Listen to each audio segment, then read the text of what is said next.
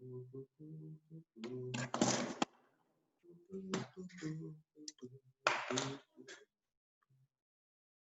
people, five people. Yeah. Admitting everybody, six people. Ooh, cool. All right, it's nice and cold. It's freezing. I'm admitting everybody to the party. Cool. Evening, boys and girls. You're welcome to turn your microphones on since this is a party for everybody. So I'm going to put my glasses on because I actually can't see the tiny writing. Makes me look like I'm 50 though. So that's why I try not to wear glasses at the computer. Cool. So microphones on. There's 16 of us. Yay, fun. We're a small little group this time. Any questions, ladies and gentlemen? I mean, I don't have questions for you guys, so it'd be kind of weird if I did, because that means I wouldn't be very good at my job. Was there anything anybody didn't understand?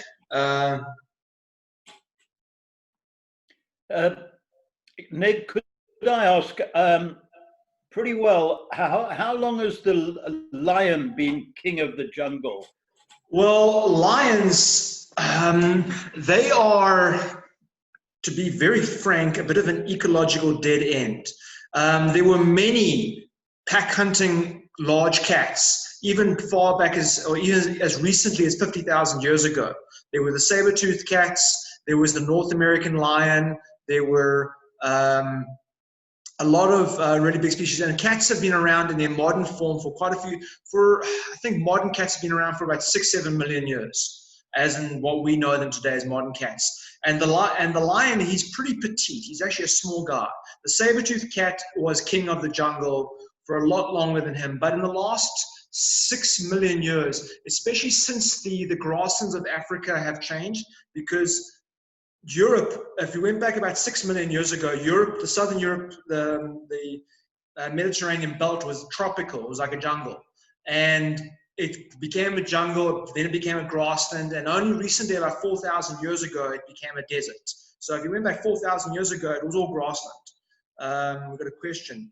Anton will answer that in a second. And the lions were one of many pack hunting cats that occupied, they were all lions, but there were various species of lions. And Panthera, Panthera leo, the species that we know today, was the last surviving member, and his actual distribution range ranged from all the way from Spain right through Italy, southern Europe, through Greece, through the whole of the Middle East, right through the whole of Africa, and right through Asia to the southern parts, to the eastern parts of India. And that was his native distribution range. And he was the last surviving pack hunting predator. And they've been partly displaced by wolves, because wolves are just more efficient. And they've been also displaced by humans. But humans have gradually, over the last 700,000 years, as our numbers, and I mean, not just mean modern humans, I also mean ancient humans as Homo erectus, we gradually just drove them out of many of their native habitats. So they've been, the lions as this species, they were all very dominant for quite a few million years. But they're basically at the end of their time, you know. Wolves are kind of taking over, wolves did take over, and then we took over from wolves. So okay. Yeah, these guys weren't even alpha. If you look at the saber-toothed cat, he was alpha for far longer. All right, okay. Next question. Anybody else? Oh, we've got a chat question. Can females impala delay their birth up to a month? No, that's more to do. See now, okay, I'm going to give my experience, but again, I stand to be corrected. There's a lot of studies that have been done by different doctoral students, and they're showing that that it's not actually to do with delays, it's to do with the rains and the changes of the seasons. So when the first rains hit, that's when they start coming into estrus, and that's when it starts they start ovulating. So it looks like they delay compared to other areas, but you'll find populations in certain areas go into estrus far earlier than other populations. That's simply because the seasons are slightly different. You know, if you go into East Africa, they get their rains at a slightly different time of the year to when we get it. And that's what a lot of the studies have shown. Other studies have also shown that it's to do with lunar cycles. I mean, humans, our ovulation system is directly linked to lunar cycles. But again, it's still an ongoing study and there's no conclusive answer yet. But the whole thing of delaying their cycles is being thrown out. But again, I stand to be corrected. So I'm not doing my thesis, university doctoral thesis in impala gestation cycles. So any other question? Andre Gildenhuis, how do you say that? Yes, thanks a lot for that. You said in your last talk you're an evolutionist. I believe I'm a creationist, but I believe in a bit of evolution along with my creation. So that's just my background to my question, which comes from my love of Star Trek, where if you ever watched Star Trek Voyager, there was an episode where humans evolved past being humans to a state of reptilia. So based on what you've told us so far, that we evolved from that specific dinosaur into mammalia, do you think it's possible we can evolve into another state, possibly a reptilia or something else? You have to look at why, because remember, there's no such the misunderstanding of evolution is that there's a goal. It's not. It's shifted by environmental pressures. Like if you look at people in Southeast Asia, for example, they're smaller and darker because having a high level of melanin protects them from skin cancer, and slightly higher melanin levels cause you to become darker. Also, in those environments, being smaller means that you are able to control your internal temperature and you overheat far slower than bigger people. So over time, selective pressures force humans to become smaller and darker in those areas. That's why when you get into areas like Norway, the guys are bloody big and massive because it takes them longer to cool it down. So people that were bigger, gradually their genes overtook the gene pool. So there would have to be an extraordinary set of reasons of environmental pressures over millions of years to push that to happen. It wouldn't just happen for magic.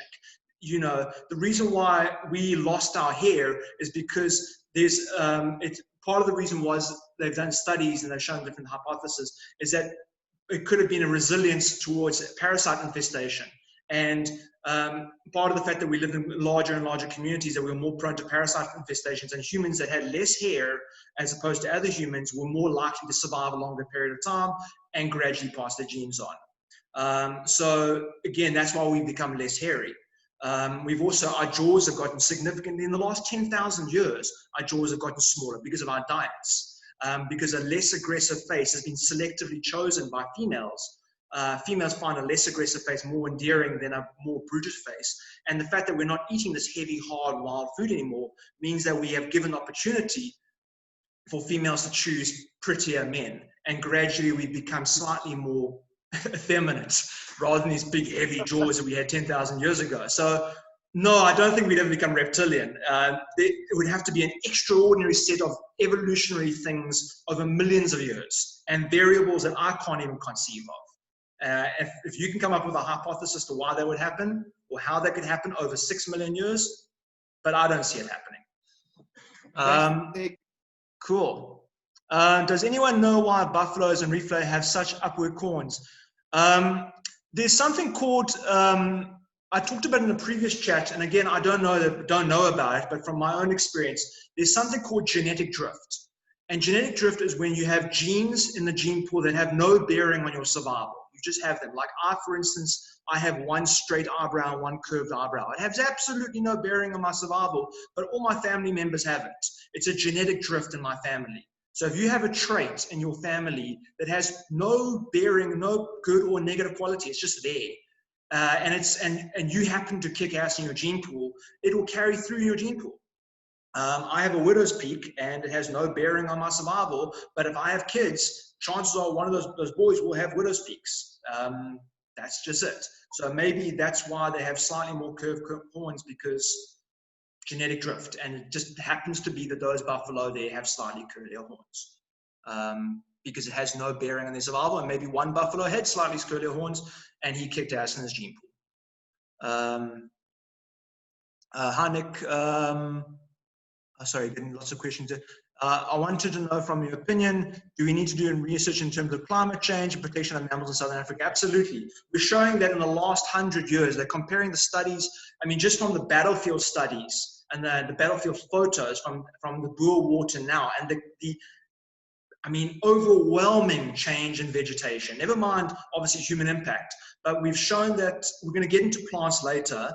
and we were talking about C3 and C4 plants and the photosynthetic cycles, and that's a whole other thing.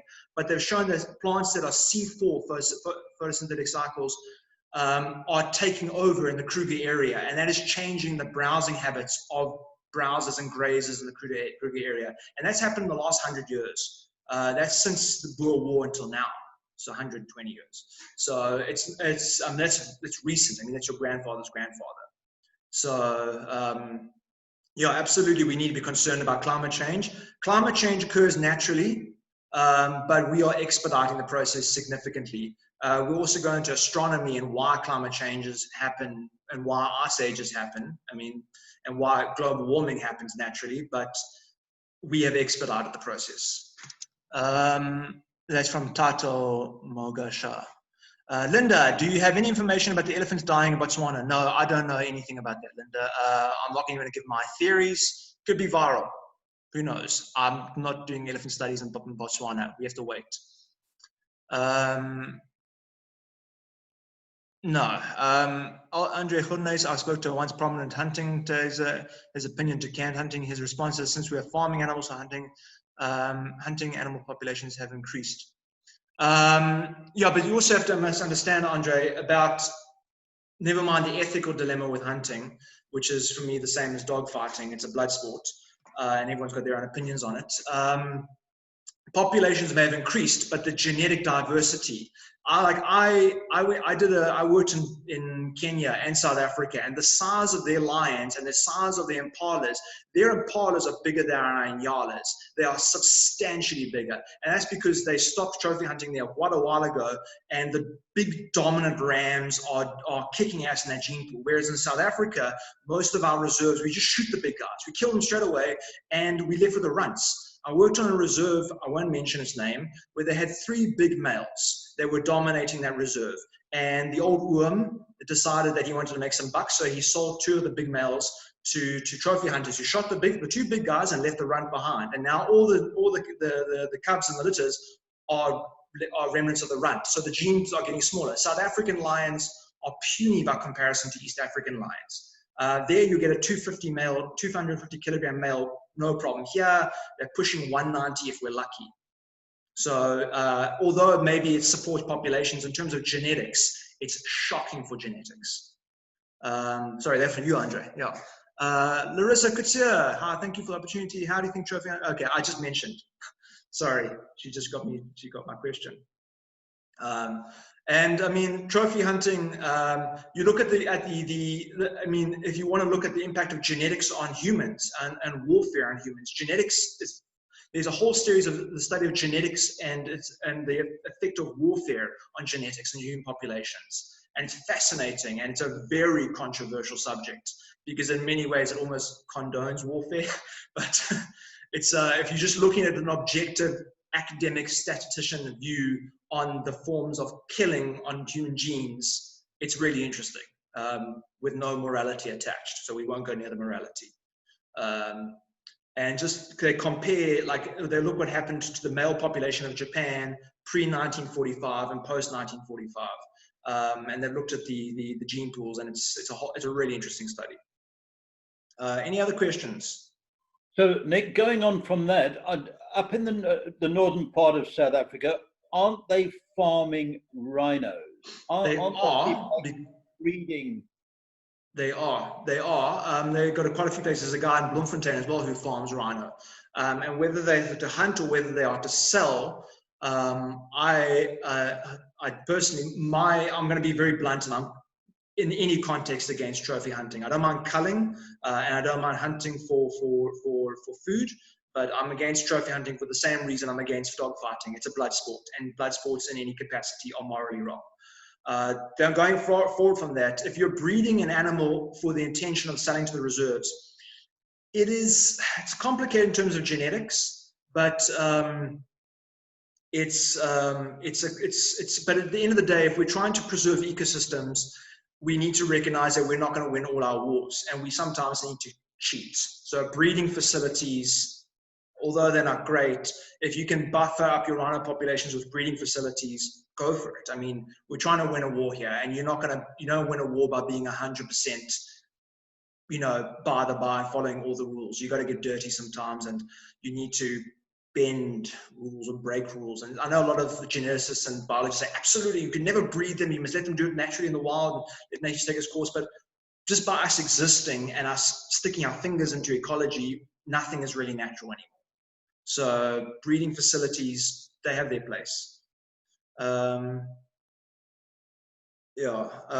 Hunters culling. Andre, going back to culling, as again, my view of culling is that if it's going to be, you shouldn't be able to pay for it. You should be paid to do it. It should be someone's job to do it.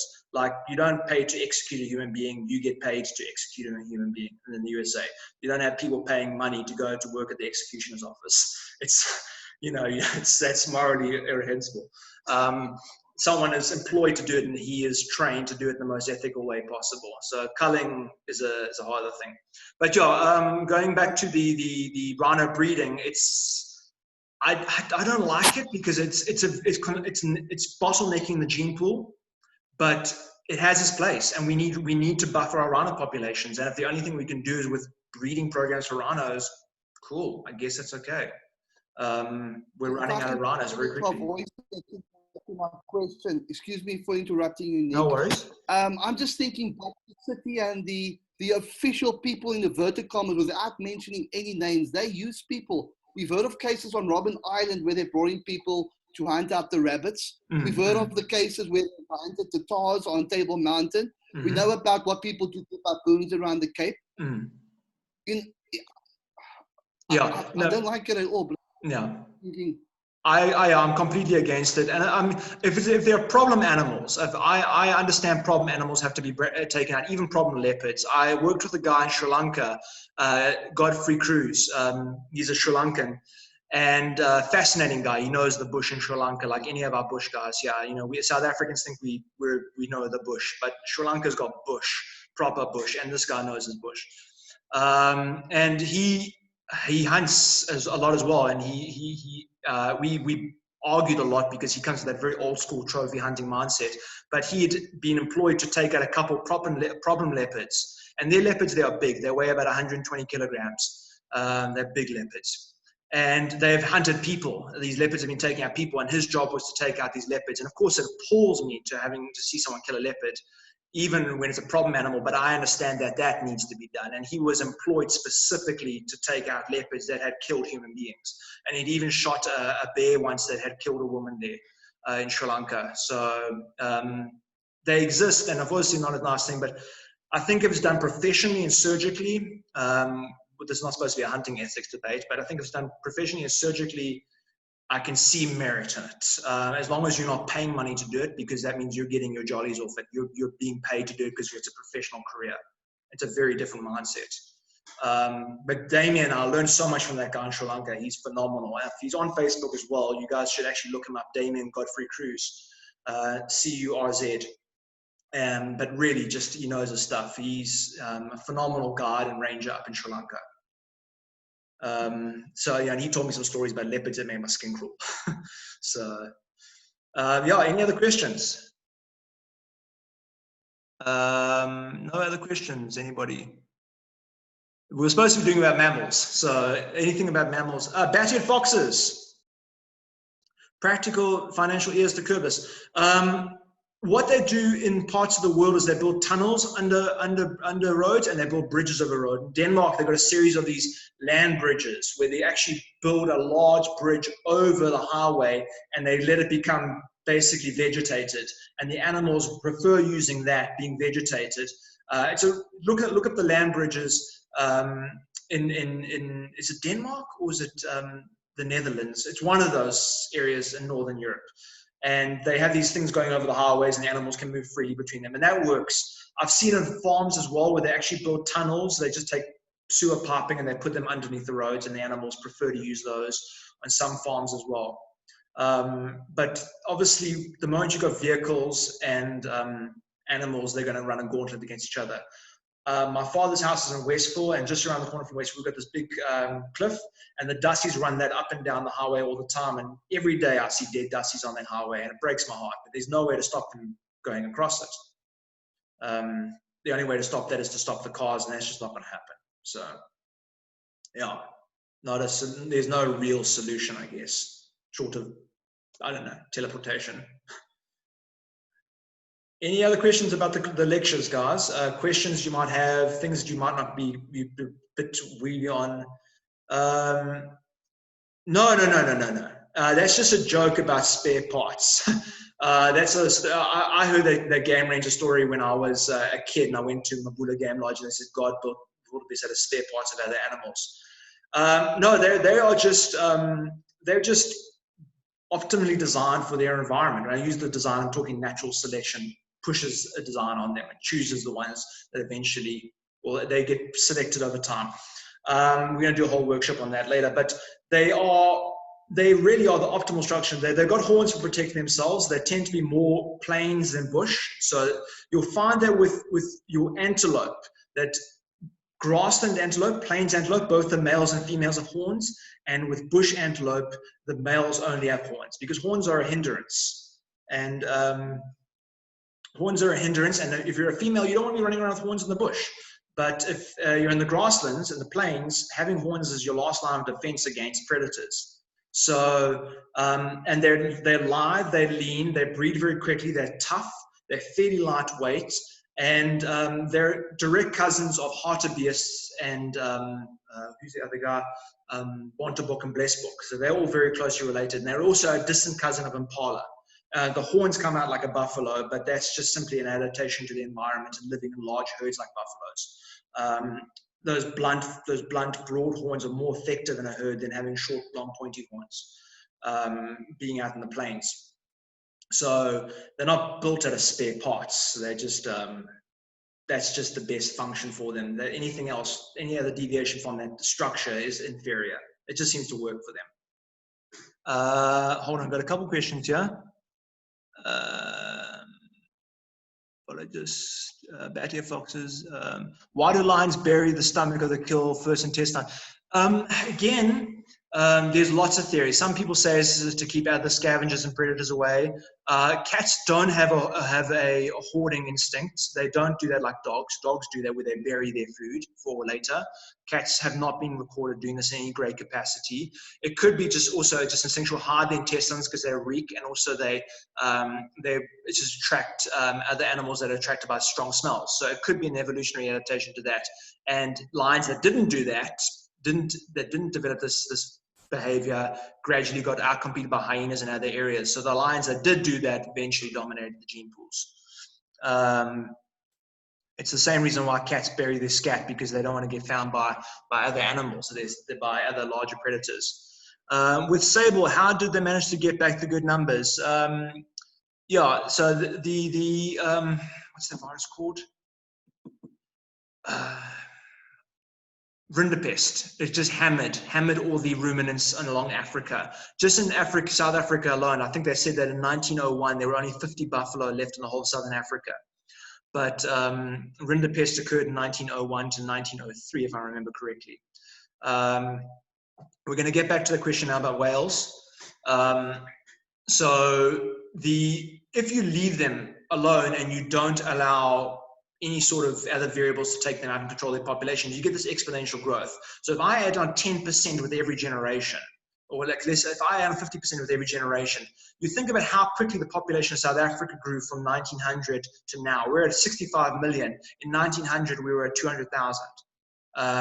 And we are a violent country, and with a massive AIDS epidemic and a history of bloodshed.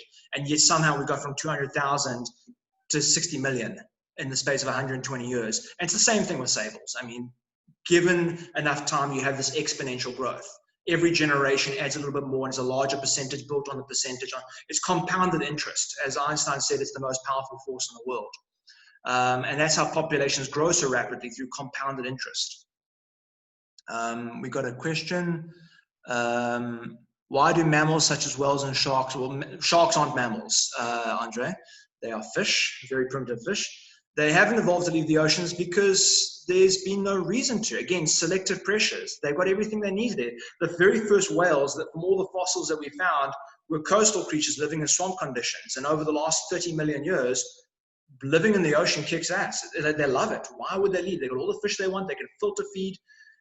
firstly, to become a land-based animal, they'd have to start becoming smaller again, because being as large as they are, they can only be supported on in the water. If you were a 30-ton animal, you could not survive on land. Your body weight would crush itself. So they would have to become smaller. But there's just no reason. Remember, and again, it's not always, there's not always a definitive path. It's just selective pressures push the lineage in a certain direction. Like, no one, I bet you my ancestors never knew that I would look like this. If you went back to my ancestor, his name was Christopher Bredenkamp. He was a Dutch soldier, came to South Africa in 1756. I don't think he would know that I look like this. Just that the pressures of living in South Africa over the last 250 years have produced this. So this is the ecological condition that I look like this. My mother met my father because they met in a pub, and pubs were popular in South Africa, and those are the ecological conditions. How quickly will a scar, for example, on a zebra heal? Very quickly. I saw a zebra with its entire flank torn off. And when I say torn off, I mean from the butt down to the ankle, torn off completely. And within 6 months, it was healed. It was a horrible scar, but literally it was a barren patch of raw flesh going down about 30 centimeters wide, all the way down to its ankle. And you would think that zebra would die of full-blown septic shock. Within 6 months, it was fine. It had a horrible scar on its leg, no problem. Absolutely no problem. So that answers your question, Anton. So it heals, they heal very quickly. Humans are pretty weak. We're pretty crap, actually. The only thing that keeps us alive is living in groups, but on our own, we suck. A lot of the other animals are tough as nails. I mean, just really, really tough. Has poaching gotten worse during Corona? Absolutely, Susan. It's an epidemic, especially because a lot of reserves have had to let go of their staff, especially the anti-poaching staff, and it's just through the roof in many areas. So poaching is just spiking, absolutely spiking. No, I actually don't think that they assist with oxpeckers. In my opinion, this is gray areas. Some people say that they have a symbiotic relationship with the animals that they live on. I think it's more of a parasitic relationship, because they're not eating the ticks, they're eating the blood. They're not interested in the ticks, they want the blood. And they also eat scabs, they eat snot, they eat mucus, they eat the earwax, and they're just living off that animal. And a lot of the times they actually pick open scabs on the animal to get to the blood inside the animal if they haven't got enough ticks. So that's a parasitic relationship. And a lot of guides will agree with me, a lot of guides will disagree with me. And from my experience, I've seen them doing more harm than good to a lot of animals. I've seen them doing a lot of good to a lot of other animals, but with animals that don't have a lot of ticking infestation, like giraffes, I've seen them do ghastly damage to the poor thing. So I don't think they assist with healing wounds. I actually think they make it worse a lot of the time. I saw a giraffe called Dingana, Tula Tula, that had his penis picked raw by oxpeckers. I mean, it was horrific. I mean, the poor creature was in agony, and he had this just fleshy wound all over his penis. It was just horrible, horrible, horrible. And there was oxpeckers every single day just hammering it. And yeah, just there's not even any fun stories about that. It's just a horrible thing. So I don't think they assist with healing processes, Philip. Heck with it. But again, that's my experience. If anyone's got different experiences, then yeah. I'm trying to participate, but I don't know how. Sure, just shout. Okay. We've had a very interesting series of things happening here. We've got horses, and there are a lot of natural zebra living in this environment in Ashburton. And we've had a neighbor's dog that's been like really, really down after a tick bite fever thing, and selectively ate zebra droppings. And miraculously, suddenly she wasn't eating sand anymore, wasn't eating stuff anymore. And then my dogs were out there with hers today. I've got 3 big Rotties, gentle ones, but they all selected. We took them past the zebra droppings, past all the horse droppings, but they selected one horse's droppings to eat. And horses do have that hindgut digestion. They produce probiotics. I don't know, it's just interesting concept that I just thought I'd throw out there. Well, maybe the dog knows something that we don't know. Maybe he smells something that he felt like, oh, actually, I want that. You know, sometimes you just get a craving, and that dog obviously noticed something in that the droppings that he was craving, and it just made him feel better. I don't advocate anyone eating horse shit. I personally don't see the appeal, but I'm not a dog. So, I hope not. yeah, thanks. But that's an interesting story, but I honestly can't give you an answer for it. You probably speak to a vet and he'd give I'm you not expecting an answer. I just wanted to share this experience because it's been really, really interesting. See how dogs or other animals will seek out what they need. All right. Yeah, it's Okay. interesting. That's actually a very interesting story. I must look that up. Anton, elephants from the Kruger might have a large problem adapting to the northern Namibia because if it's so dry and desiccated by comparison. So you get populations like with humans where they're more adapted. The person from Norway will have a hard time living in Papua New Guinea. You know, he's just not built for it. He's just not built for it. And the same with elephants. If you take a person from Papua New Guinea and you put him in Antarctica, he will in Ireland. He just won't do very well. He's just not built for it. And it's the same with elephants. Elephants from certain parts of the world will not do well. You'll find that the desert elephants from Namibia are toughened and have evolved over hundreds of thousands of years to have lower water requirements. They're slightly smaller. They are better adapted for living in deserts, whereas the Kruger elephants are more to that subtropical, semi-temperate environment. So they might have a hard time adapting. I don't know how well. It'll be an interesting experiment. Theories of sibling side and hyenas. Simple. There's only a limited amount of food. If you don't kill your siblings, none of you will have enough food and you'll all die out. So if you kill your siblings, chances are that you'll have enough food to survive and you'll be able to pass on your genes to the next generation. Otherwise, if you're all getting 30%, none of you survive. One of you needs to get 100%. And the same thing occurs with eagles. Eagles practice sibling side because there's only enough food for one to go around. The parents don't get enough for all three. So the first one to kill his siblings is the one to get fed. And again, because that behavior stays in the gene pool, it becomes normalized in the gene pool. If you're an eagle and you don't kill your siblings, you die out very quickly because you get killed by a sibling that does kill you. And that's simply because of the behavior of the predators and the amount of food that they can get.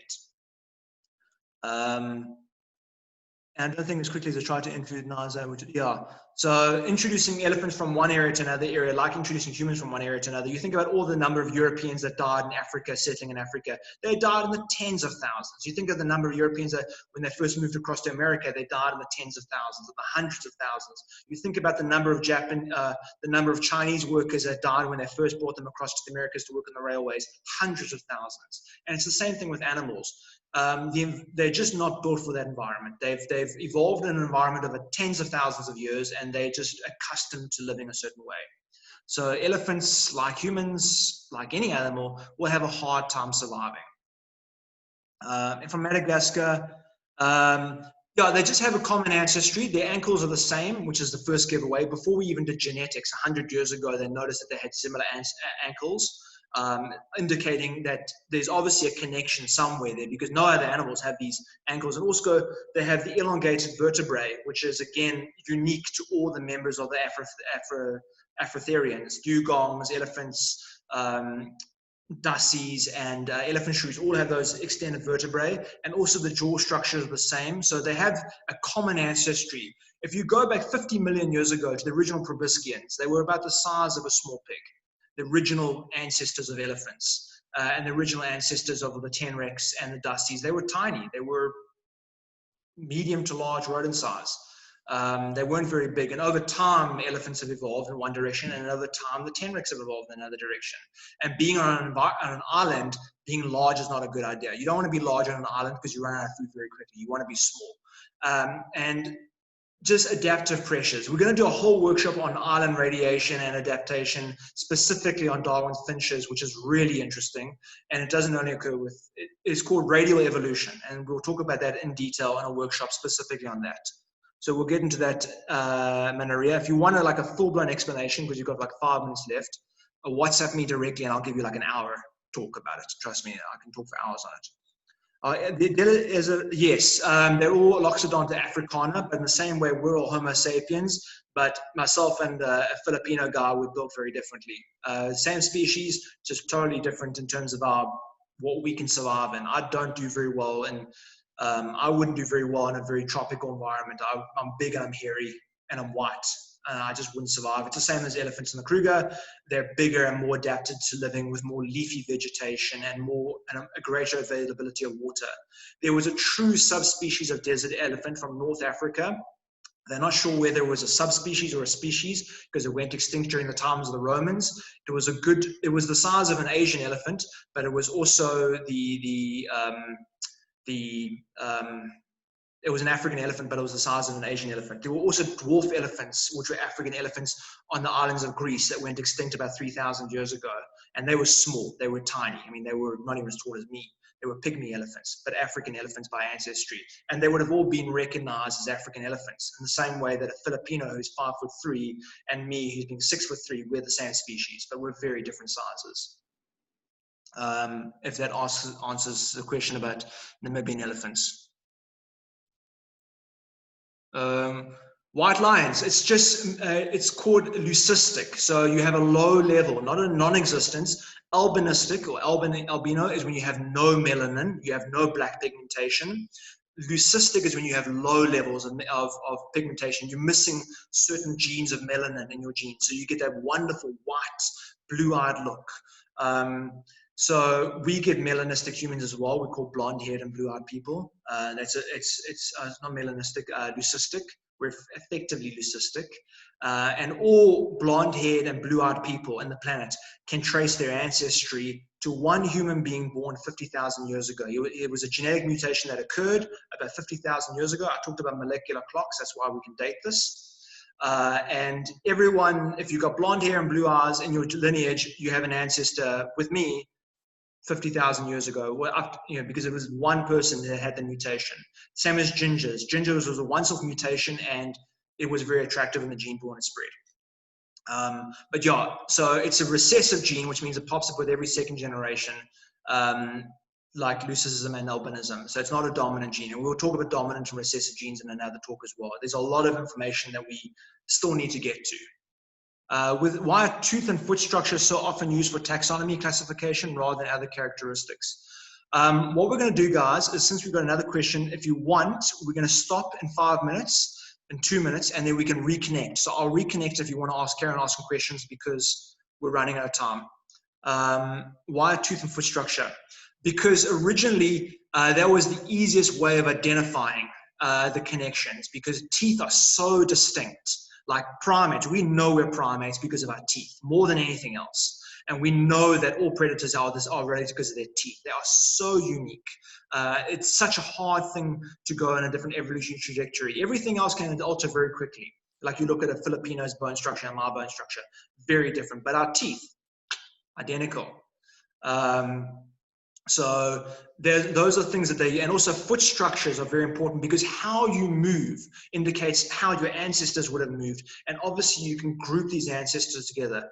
Again, time might run out in a minute. If it runs out, just reconnect in 1 minute. Do you know if the white males breed well or preference toward? Doesn't seem to affect them. It's like, whether you got a blonde girlfriend or a brunette girlfriend, I mean, your girlfriend's your girlfriend. I mean, maybe you have a preference as a human, but I don't think for lions, they particularly care either way. They just mate with whoever's available. It doesn't affect their survival in the least, as far as I understand. They just seem to be just as effective in the wild.